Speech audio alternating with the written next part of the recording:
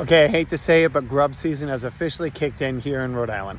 It is middle September, and usually I don't start getting reports on grub damage in lawns until I'd say mid-October at least. But this year it's early, and you're going to want to pay attention. I think all this rain we've been getting diluted out a lot of treatments, and there may be some issues that even if you treated for grubs preventatively, you may still have problems this year.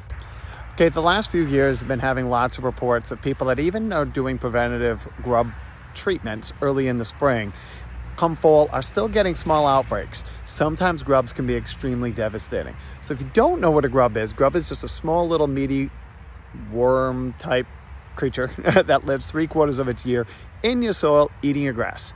In the summertime, they're your June beetles, any beetle, that Japanese beetles that are flying around all summer long, they spend 3/4 of the year in your lawn eating your grass.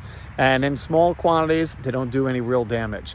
But if it's a really bad year and they get into infestation levels, not only can they directly eat the roots of the grass where it kills the grass, but at the same time they can they get devoured by skunks and other critters that are coming along trying to eat the grubs. So what they do is that skunk can walk across your yard, find the grubs, digs up your grass looking for the meaty grub, and the next thing you know, you're walking outside looking one day and it looks like your yard was rototilled. So let's take a closer look at what your symptoms are and show you a picture of what grubs really look like. So this is a classic symptom of most of the lawn. Looks decent, and then all of a sudden you just have this little pocket that looks like somebody took a rototiller to your yard. And when you come over to it, it's just all clumps, all torn up. Now there's nothing there. So usually underneath here, what would happen is the grubs are down there and they're eating the roots of the grass. So customers will come around and say, well, I've got this dead patch in my yard. It looks like this, but there's no signs of any grubs. Because the grubs aren't here where it's dead and where you're having problems, or rather where the grub damage is at. You want to start looking at the portions where it's green along the outside. So this is a classic example of when you start getting it. One way to determine whether you have grub damage is you can just walk up to an area that starts looking a little bit off and just grab the sod and tear it off. And then it just peels right off. That's because the grubs are down there just severing the roots, eating the roots. And then at some point they're just in there and they're just, this is a grub. These little creatures just go down there, and the biggest reason is they're just nibbling away at those roots and they're going down. And these were laid in probably August, in July and August, when the beetles were flying around. This was just laid. And then it has to go from a little tiny baby grub to a big meaty grub by the time the frost kicks in. So these things can just do tremendous damage. Now this is really surprising that I only saw one grub in this area, because you can tell there's just no roots to that grass right there. And so but on face value, that's what's happening. There's nothing going on. All I saw was a symptom was one little tiny patch of brown, and sure enough, that is just severed off. And I'm sure if I go around here, the grass is not dead. Now, if we get grub killers down and grub killers down, we can knock back the grubs fast enough that the rest of this grass will just start producing more roots, and we can save the rest of this.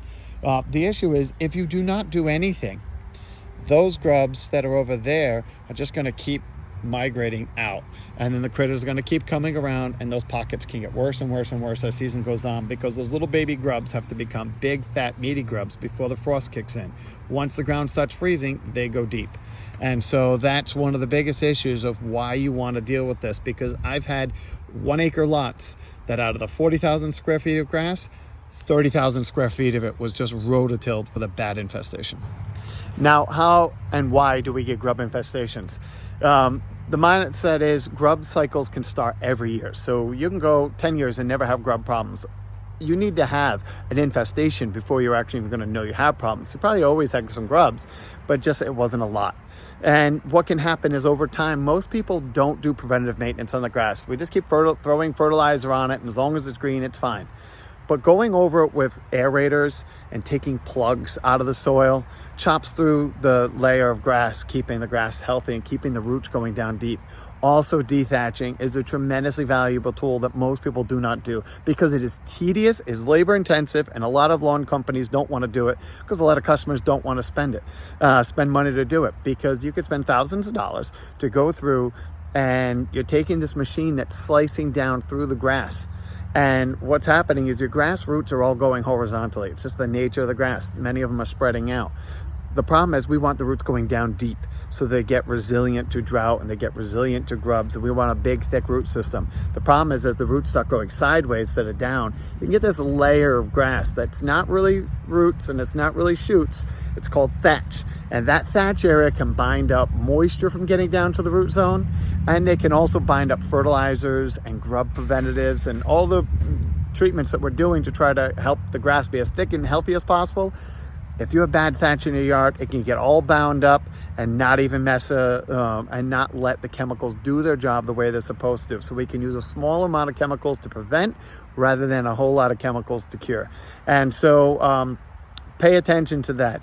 Plus, there are natural treatments like milky spore that you can put down that will stay in the soil, and it's there year after year, and it helps control grubs naturally. The problem is most people don't want to put it down because it's not as reliable. But you can do these natural treatments and kind of fight Mother Nature with Mother Nature. But when it comes to lawns, prevention is key. Aerate your lawn every year. Thatch every 3 years. Put down a preventative grub control in June.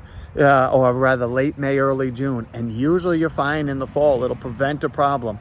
But when we have wet years like this, I tend to think that because the grass never went dormant, because we got so much rain, I think a lot of the preventative controls, the grubs are either starting to get resilient to them, or they just didn't do their job as well because things got diluted out because we just got so much rain.